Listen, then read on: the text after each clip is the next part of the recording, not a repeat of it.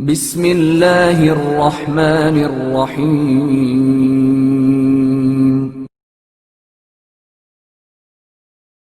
بدترین لوگ کون؟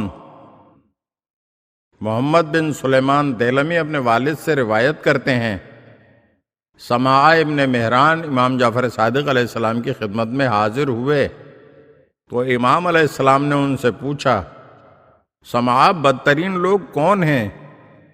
سماع نے کہا، مولا ہم ہیں۔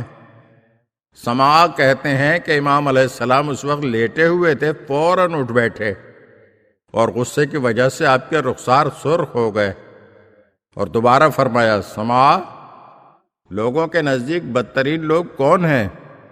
سماع نے کہا، فرزند رسول، میں نے آپ سے جھوٹ نہیں بولا، لوگوں کی نظر میں ہم ہی بدترین لوگ ہیں، لوگ ہمیں رافضی اور کافر کہتے ہیں۔ امام علیہ السلام نے میری جانب دیکھا اور فرمایا، اس وقت کیا حالت ہوگی جب تمہیں جنت کی طرف لے جایا جائے گا اور انہیں دوزخ کی جانب لے جایا جائے گا۔ اس وقت وہ تمہاری جانب دیکھ کر کہیں گے، ما لنا لا نرى رجالا كنا نعدهم من الاشرار، ہمیں کیا ہوا ہے، ہمیں وہ لوگ آج نظر نہیں آتے جنہیں ہم اشرار سمجھتے تھے۔ سماع یاد رکھو، تم میں سے جب بھی کسی سے برائی سرزد ہوگی تو ہم قیامت کے دن اپنے قدموں سے چل کر خدا کے حضور جائیں گے اور اس کی شفاعت کریں گے اور اللہ ہماری شفاعت قبول کرے گا۔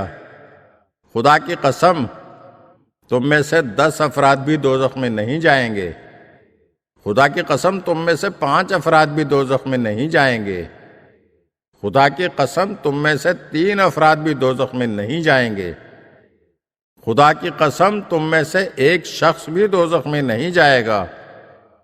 تم جنت کے بلند درجات حاصل کرنے کے لیے جد و جہد کرو اور تقوی و پرہیزگاری کے ذریعے سے اپنے دشمنوں کو غم و اندوہ میں مبتلا کرو۔